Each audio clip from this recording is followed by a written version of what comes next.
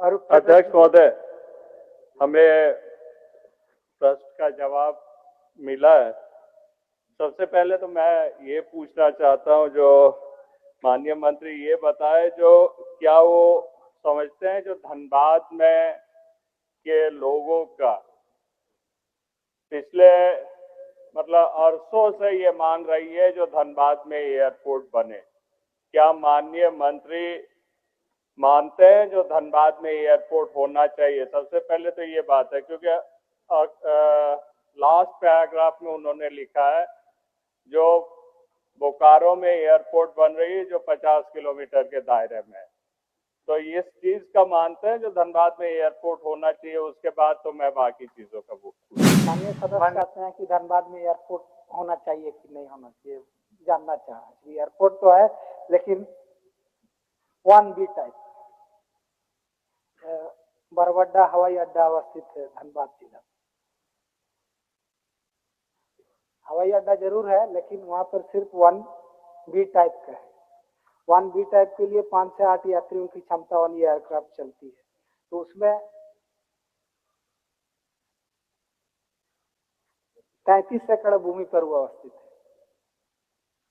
है तो हवाई अड्डा देश में, लेकिन बाकी क्या जानना चाह रहे हैं माननीय सदस्य, हम सुन लेते। माननीय सदस्य, आप एयरपोर्ट धनबाद में आप मानते हैं जो धनबाद में एक एयरपोर्ट मिलना चाहिए, धनबाद को एक एयरपोर्ट मिलना चाहिए कि नहीं, इस चीज को मानते हैं? 37 एकड़ में जो है वो छोटी जो फ्लाइट है वो उतरती है, बड़े एयरपोर्ट के रूप में नहीं होती है।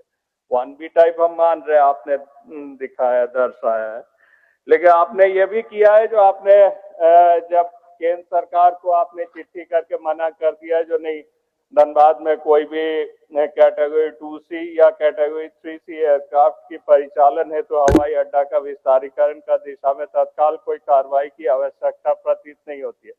उसका मतलब राज्य सरकार की कोई मंशा नहीं है जो धनबाद में कोई एयरपोर्ट बने? नहीं, ऐसा नहीं है। हम लोग ने तो स्पष्ट किया है उसमें कि कैटेगरी 2 टाइप और 3 टाइप के लिए जमीन की आवश्यकता पड़ेगी।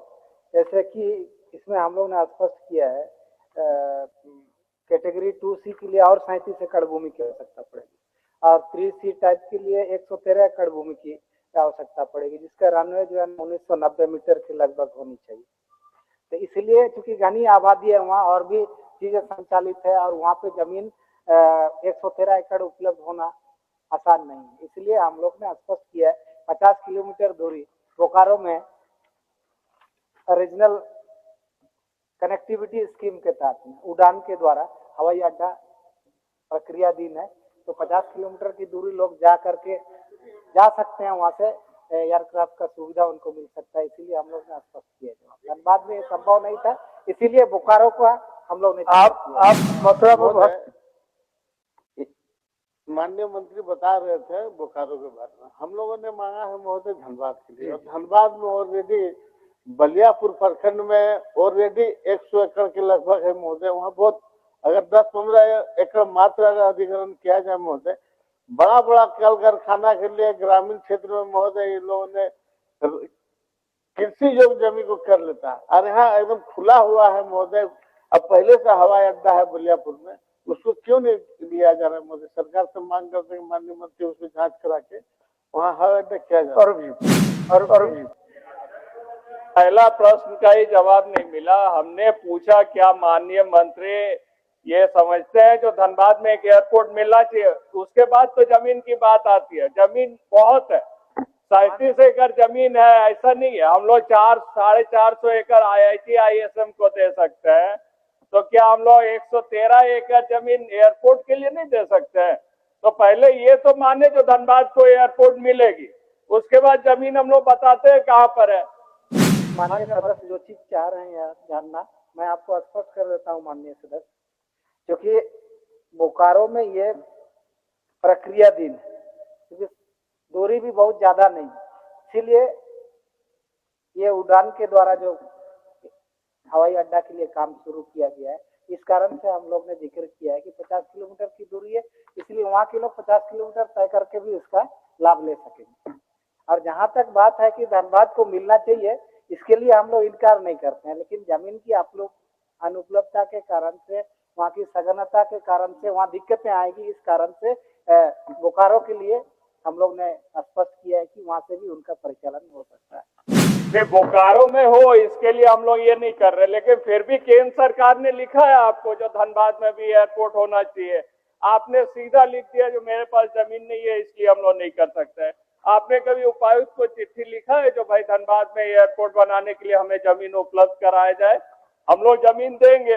देखिए तोपचाची में अध्यक्ष महोदय, अगर धनबाद में बनता है, धनबाद ट्रेडिंग सेंटर है, बीसीसीएल, सेल, ईसीएल, कोल इंडिया के सबसे बड़ा हब है। आपके डीवीसी से लेकर बड़े बड़े बिजनेस संस्थान वहां पर है। और सिर्फ ये नहीं, अगर आप तोपचाची में एयरपोर्ट बनाते हैं तो पारसनाथ शिखर जी के लिए भी जैन धर्म के लोग जो लोग आते हैं देश विदेश से, वो लोग उसका इस्तेमाल करेंगे। तो यहाँ पर जितने आपको उड़ान के लिए लोग मिलेंगे, कस्टमर मिलेंगे, वो दूसरे जगहों पर नहीं मिलेंगे।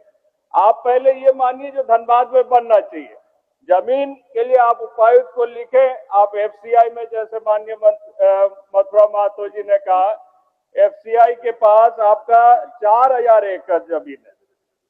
आपके जो ये है एफसीआई के पास 4000 एकड़ जमीन है और 4000 में 300 एकड़ वो सेल को दे रहे हैं, सिर्फ डंप, वो भी डंप के लिए, मतलब वो लोग माइनिंग करेंगे यहाँ पर, उसका वो भी डंप के लिए 300 एकड़ जमीन दे रहे हैं।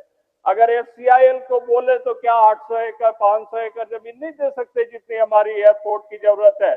ये छोड़कर भी अगर तोपचाची में बनाया जाए, मातारी आपके मौजा है वहां पर, वहां करीब 800 एकड़ खाली जमीन है, एक विस्थापन नहीं होगी, थोड़ी बहुत बीच में रहती जमीन है, उसकी अधिग्रहण हम लोग कर सकते हैं। अगर तोपचाची में बनती है तो एनएच में बनेगी और सारे लोग उसकी इस्तेमाल कर सकते हैं। तो आप उपायुक्त से जमीन का मांग कीजिए, हम लोग जमीन वहां से ये करके देंगे, व्यवस्था करके देंगे। आप धनबाद में एयरपोर्ट बनाइए, लोगों की मांग रही है, अरसों से आज भी लड़ाई लड़ रही है। अध्यक्ष महोदय, माननीय सदस्य की चिंता को मैं स्पष्ट कर दे रहा हूँ कि चूंकि ये चाहते हैं कि यहाँ पर बने, उपायुक्त से एक बार हम लोग रिपोर्ट मांग लेते हैं कि क्या उपलब्धता हो सकती है इस संबंध में। और चूंकि एयरपोर्ट अथॉरिटी से भी इस संबंध में पत्राचार करते हैं, क्योंकि उड़ान के द्वारा बगल में 50 किलोमीटर की दूरी बोकारो में जब इसको प्रक्रिया अधीन किया है तो क्या ये पॉसिबल हो सकता है, इसकी भी हम लोग जानकारी लेते हैं। उसके बाद उड़ान के बारे में बोल रहे, उड़ान के बारे में बोल रहे, माननीय मंत्री जी समझ चुके हैं। आप लोग बिना एयरपोर्ट के मानेंगे नहीं, आप भी और मथुरा बाबू भी, दोनों समझ चुके हैं, इसलिए फिर पत्राचार प्रारंभ कर रहे हैं। ठीक, आपको जल्द चिट्ठी भेजिए, हम लोग जमीन का पूरा ब्यौरा